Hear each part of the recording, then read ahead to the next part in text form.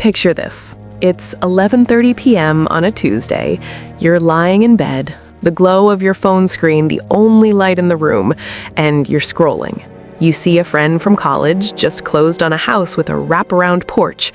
You scroll again and see someone 3 years younger than you posting about their six-figure morning routine from a balcony in a city you've always wanted to visit. Then you see a headline about how much you should have saved by age 30, and suddenly that pit in your stomach starts to grow. You look at your own life. You have a job, you pay your bills, you might even have a little bit of a cushion in your savings account. By almost any objective measure, you're doing fine. You are safe, you are moving forward.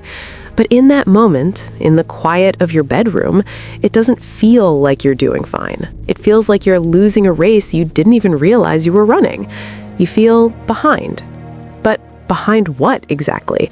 Who is holding the stopwatch? And why is it that no matter how much we earn or how much we save, that feeling of being not quite there yet never seems to go away? Today, I want to talk about why so many of us feel financially inadequate, even when the numbers say we're okay. We're going to look at the psychology of comparison, the phantom timelines we've inherited, and how we can finally stop measuring our worth against a finish line that doesn't actually exist. We often think that if we just worked harder or made 20% more income, that feeling of anxiety would evaporate. We tell ourselves that once we hit that next milestone, the promotion, the house, the specific number in the brokerage account, we'll finally feel like we've arrived. But the truth is, feeling behind is rarely a math problem. It's a narrative problem. Most of us are walking around with a map of life that was drawn decades ago, often by people who were living in a completely different economic reality.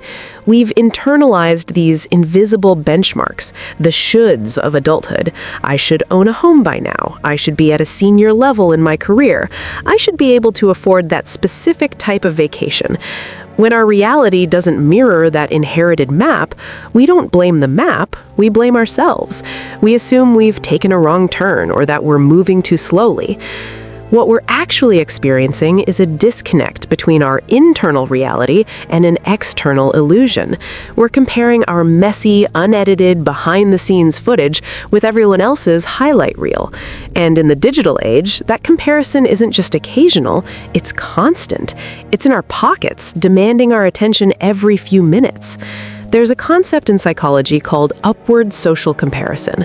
As humans, we are evolutionarily wired to look at those who appear to be doing better than us. Thousands of years ago, this served a purpose. It helped us learn new skills or strive for better resources for the tribe. But today, this instinct has been hijacked. We don't just compare ourselves to our neighbors, we compare ourselves to the top 1% of the entire world, curated and filtered to look perfect. Think about it this way. When you're scrolling through social media, you aren't seeing someone's credit card debt, their work stress, or the fact that they haven't slept more than 5 hours a night in weeks. You see the result. You see the new car. You see the polished kitchen. You are comparing your raw life, the one with the laundry on the floor and the anxiety about the car repair, to their produced life. This creates what many are starting to call money dysmorphia. It's a distortion of financial reality. It's the feeling of being broke when you actually have a positive net worth. It's the feeling of being a failure when you're actually making steady progress. This isn't just about jealousy. It's about a fundamental shift in how we perceive our own stability and success. When we see everyone around us seemingly transcending the mundane struggles of money, we start to feel like our own stability isn't enough. We want luxury because luxury has been rebranded as the baseline. Have you ever noticed that once you hit a goal you once dreamed of, it only stays satisfying for about 5 minutes? You finally get that raise you wanted 2 years ago, but instead of feeling rich, you just start looking at the person in the next bracket up. This is lifestyle creep, but not just in terms of spending, it's a creep of expectations. The benchmark for what constitutes a good life keeps moving further away, and because it moves every time you get close, you feel like you're running on a treadmill. You're exhausted, you're moving fast, but you're still in the same emotional place. And then there are the shoulds. These are the rigid, outdated timelines we never actually agreed to follow. Many of us are still measuring our lives against the milestones our parents reached in the 1980s or 90s. We feel like failures because we don't own a home at 28, forgetting that the ratio of home prices to median income has drastically shifted.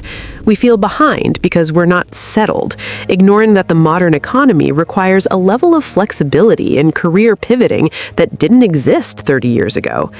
When you tell yourself, I should be further along by now, I want you to ask, according to whom? Whose timeline are you trying to satisfy? Often, that voice in our head isn't even ours. It's the voice of an old teacher, a judgmental relative, or a social media algorithm designed to keep you scrolling by making you feel inadequate. This gap between who you are and who you expected to be by this age is where all your anxiety lives. It's an identity conflict. You feel like you're failing at being the version of yourself that you imagined when you were 20.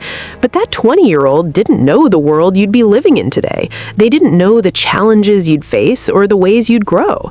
So how do we stop the bleeding? How do we reclaim our peace of mind in a world that is constantly telling us we need more? The first step is a fundamental shift in how we define progress.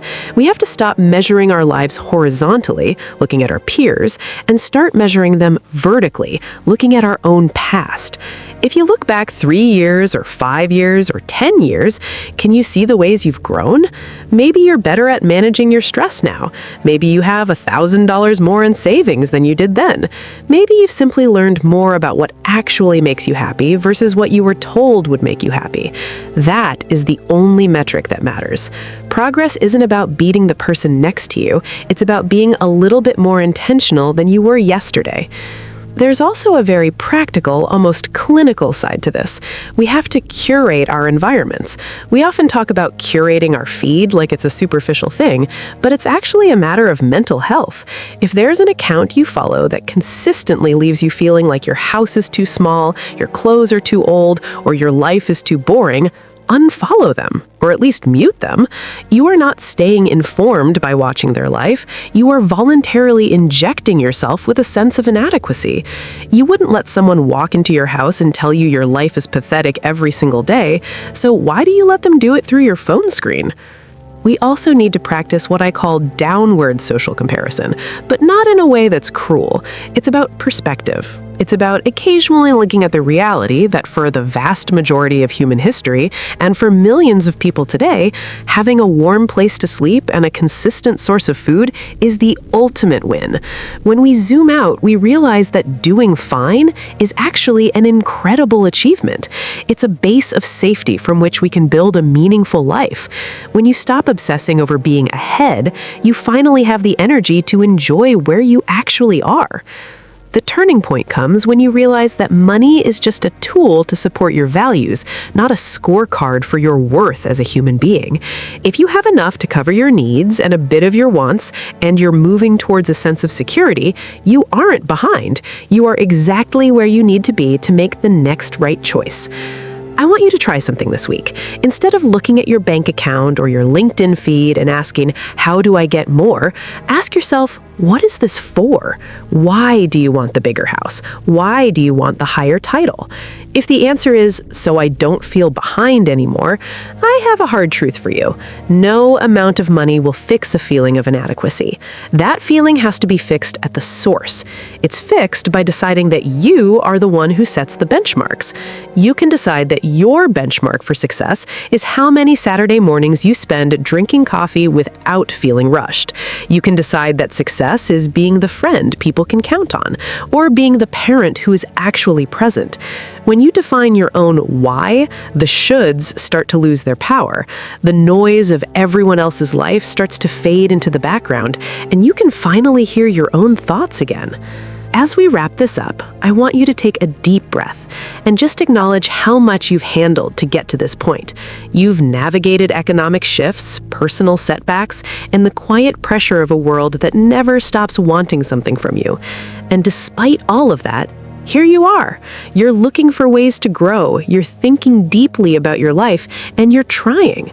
That effort, that awareness, is the real wealth. You aren't a late bloomer, you aren't failing the test, you're just living a real human life in a world that tries to convince us we should be machines. Progress is rarely a straight line. It's a messy, winding path, and as long as you're still walking, you're doing just fine. Be patient with yourself. Remember that the person you're comparing yourself to is likely struggling with their own version of not enough. We're all just trying to find our way home. Slow down, look at how far you've actually come, and give yourself permission to be okay with where you are right now. Perfection is a myth, but peace is something you can actually reach. And you're closer to it than you think.